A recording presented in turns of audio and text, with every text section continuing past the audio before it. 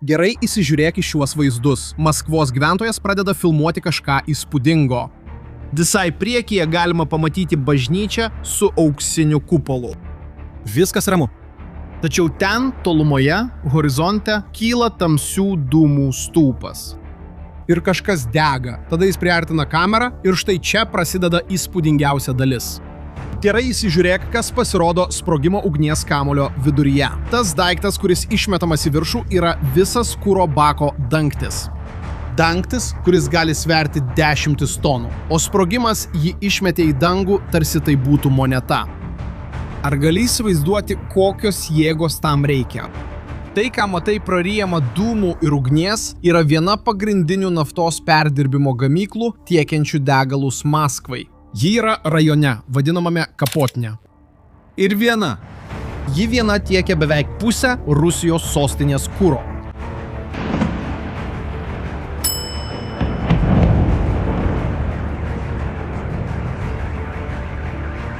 Tai ne bet koks pastatas, kuris užsidegė. Tai yra esminė arterija. Ir tai nebuvo nelaimingas atsitikimas. Tai buvo Ukraina. Tyčia. 100 kilometrų nuo sienos. Kai suprasi, kas slypi už šios atakos, suprasi, kodėl Ukraina pasirinko būtent šį taikinį. Bet leis man pirmiausia parodyti, kas įvyko prieš 3 dienas. Kijevas. 2026 metų birželio 15. Tai yra Pečersko lavra. Beveik 1000 metų gyvuojantis vienuolynas. Viena švenčiausių vietų visoje stačiatikių krikščionybėje. Ir jis dega, nes Rusija ką tik užpuolė Ukrainos sostinę su 70 raketų ir daugiau nei 600 dronų per vieną naktį. Ugnis apėmė pagrindinės katedros stogą, viso komplekso širdį. Daugiau nei 800 kvadratinių metrų liepsnoja. Vienuoliai ir gelbėtojų komandos sudarė gyvą grandinę, perduodami relikvijas iš rankų į rankas, kad išgelbėtų ką tik įmanoma, kol ugnis dar nepasiekė. Per tuos nakties išpuolius Ukrainos sostinėje žuvo mažiausiai 5 žmonės. Ir čia verta atkreipti dėmesį į vieną detalę, nes tai daug ką pasako. Kai pasaulis parodė pirštu į Rusiją, žinai, ką jie padarė? Rusijos vyriausybė paneigė. Jie teigia, kad žalą padarė Ukrainos gynybinė raketa, kuri nukrito ne ten, kur turėjo. Problema tas, kad tarp lavros griuvėsių buvo rasti bent 2 rusiškų dronų likučiai. To paties tipo, kokius Rusija leidžia prieš Ukrainos miestus beveik kiekvieną naktį jau daugiau nei 4 metus. Tačiau ši istorija tuo nesibaigė. Nes Ukrainos prezidentas Volodymyras Zelenskis nuėjo į sugriautą kasyklą, pažvelgė į tai ir davė pažadą. Tai nebuvo ilga kalba. Tai buvo beveik tik vienas sakinys. Mes nenorime, kad Ukraina degtų dėl priešo kaltės. Bet jei Ukraina dega, jūsų Maskva taip pat degs.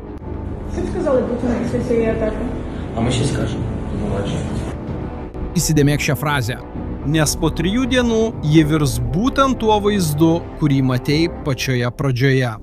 Kapotnios naftos perdirbimo gamykla liepsnose pačioje Rusijos sostinės viduryje. Tačiau tarp Zelenskio pažado ir gaisro Maskvoje yra vienas dalykas, kurio beveik niekas nebandė suprasti. Ir būtent čia ši istorija nustoja būti apie kerštą ir tampa apie strategiją. Nes atkreip dėmesį, ko Ukraina nepadarė. Ji neatsakė bombarduodama rusų katedrą. Ji netaikėsi į religinį simbolį, kad išlygintų moralinį rezultatą. Jei tai būtų buvęs grynas kerštas, ar taip būtų nutikę? Smūgis už smūgį, bažnyčia už bažnyčią. Vietoj to Ukraina taikėsi į naftos perdirbimo gamyklas. Kuro sandėliai. Vamzdynai, energijos infrastruktūra.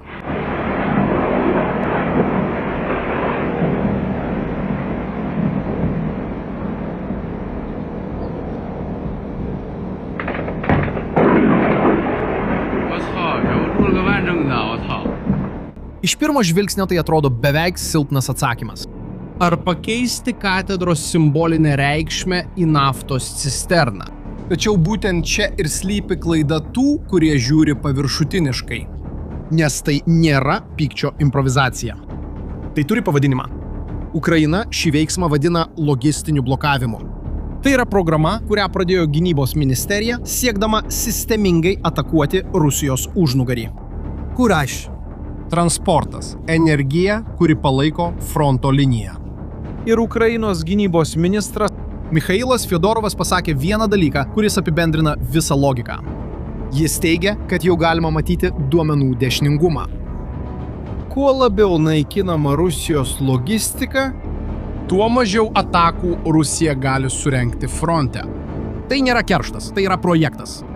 Ukraina suprato, kad jai nereikia nugalėti Rusijos kariuomenės kareivis po kareivio. Ji gali taikytis į tai, kas maitina tą kariuomenę.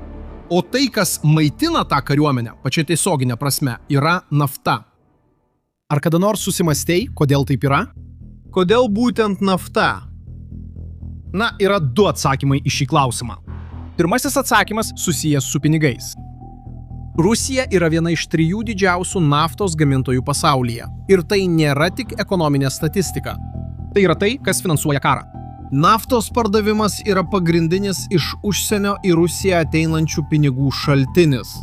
Ir būtent šios pajamos iš esmės finansuoja karo pastangas. Kiekvienas parduotas barelis – tai nupirkta amunicija.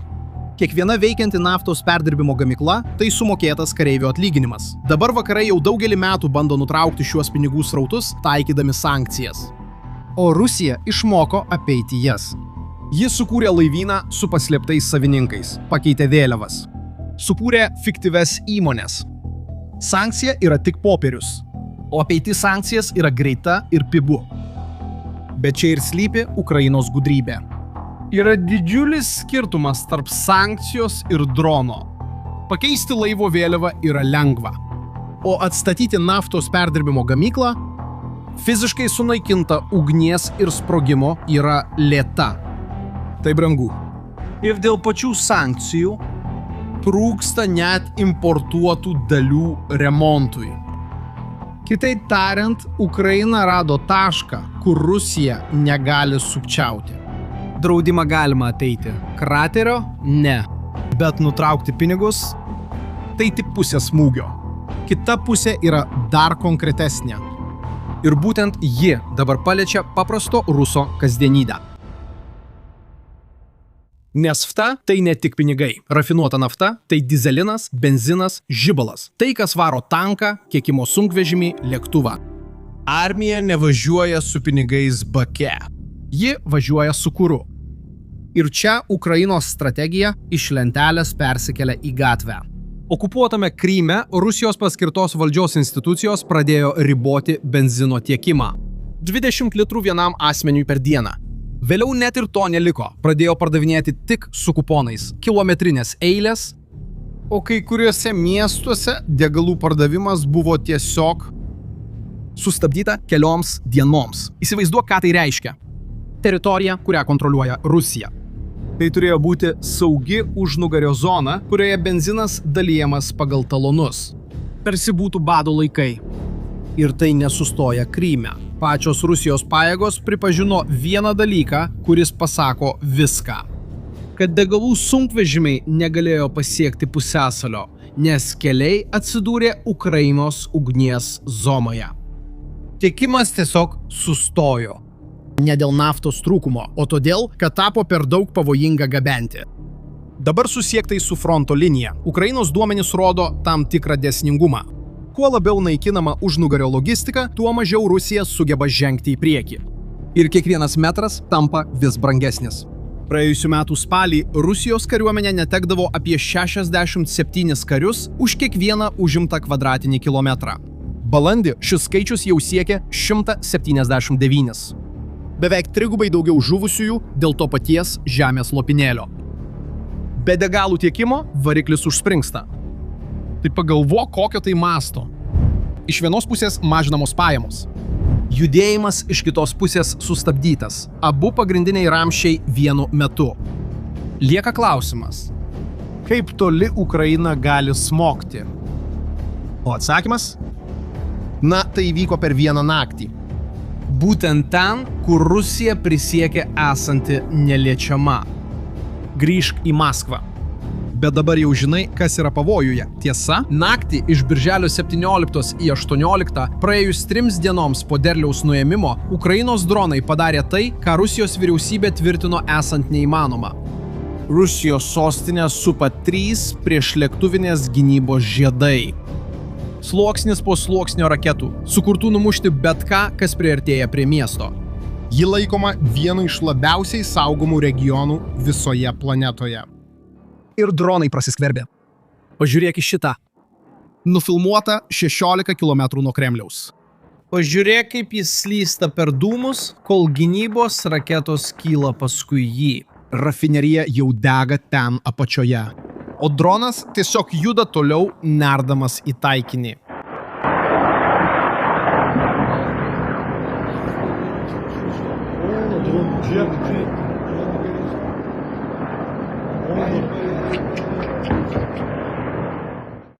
Dabar pažiūrėk į šią sceną. Tai rusų kareivis prie kelio Maskvos apylinkėse.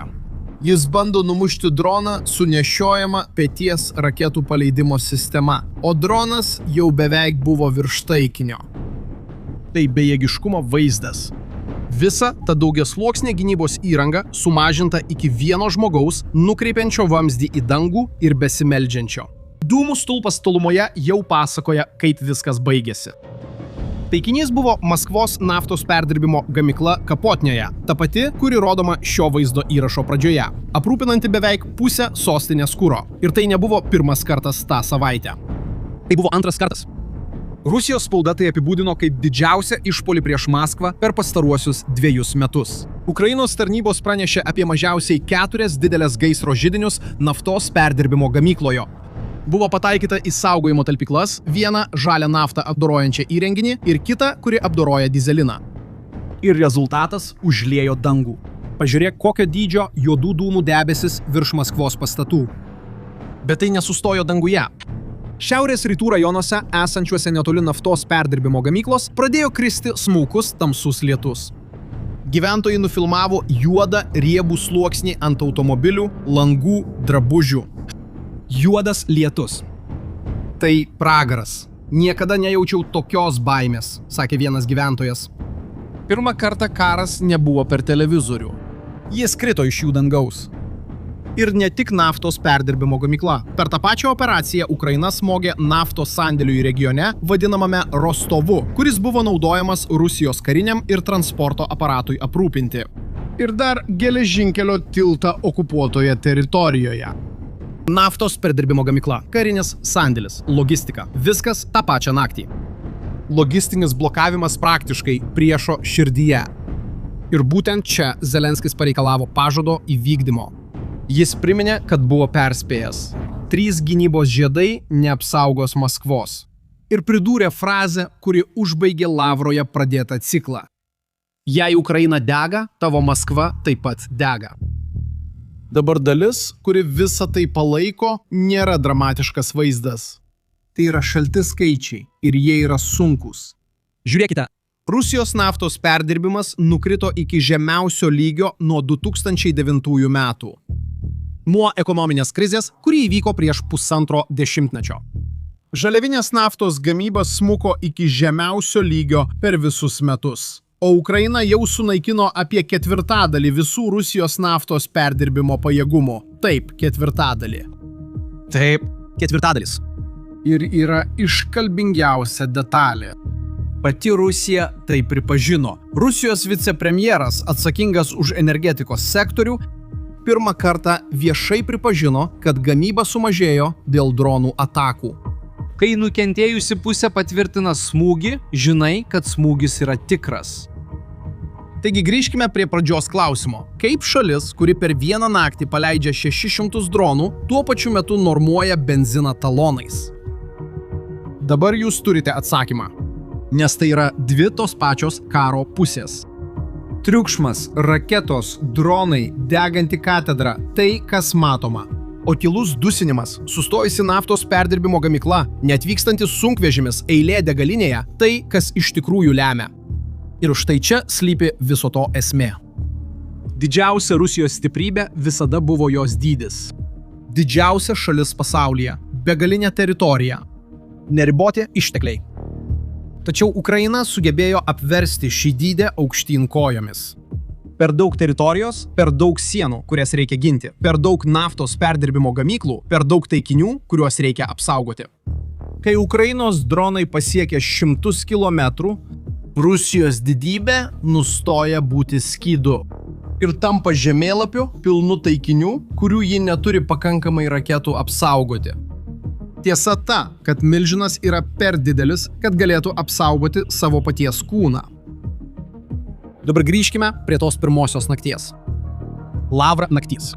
Vaizdas, kuris apskriejo pasaulį, buvo degančios katedros. Rusija demonstruoja jėgą. Puldama seniausią Ukrainos tikėjimo simbolį atrodė kaip valdžios gestas. Tačiau galbūt šis vaizdas reiškia priešingai nei atrodo. Nes tas, kuriam reikia sudeginti bažnyčią, kad parodytų savo stiprybę, dažnai jau yra iš vidaus ėdamas. Rusija vis dar turi didžiausią armiją, didžiausią arsenalą, didžiausią teritoriją. Tačiau kol ji švaistė raketas tūkstantmečio senumo vienuolyne, Ukraina tyliai kirto vienintelį dalyką, be kurio ne viena armija negali judėti. Energija, kuri varo šią armiją. Ir pinigus, kuriais ji finansuojama. Iš vienos pusės redžinis. Dronai, raketos, katedra liepsnose. Iš kitos pusės tyluma naftos perdirbimo gamykloje, kuri nustojo veikti. Ir šis karas vis labiau sprendžiamas tyloje. Ne per reginį. Tai čia nesustos. Kiekvieną savaitę Ukraina pasiekia vis giliau. Ir Rusijai reikia išsklaidyti gynybą, kuri jau nebeapima visko. Tai būtent tokia istorija, kurią aš ir toliau atidžiai stebėsiu čia kanale. Taigi, jei nori iš tikrųjų suprasti šį karą, o ne vien iš antraščių, užsiprenumeruok, kad nepraleistum kito skyriaus. Zelenskis pasakė, kad nori, jog paprastas rusas pajustų, kad būtent Putinas veda šį karą, o žmonės už tai moka kainą. Taigi, noriu sužinoti tavo nuomonę. Ar manai, kad ši strategija smaugti ekonomiką ir palikti miestus be kuro yra pakankama, kad rusų tauta pajustų karo naštą? Pakomentuok, ką tu manai. Iki kito vaizdo įrašo.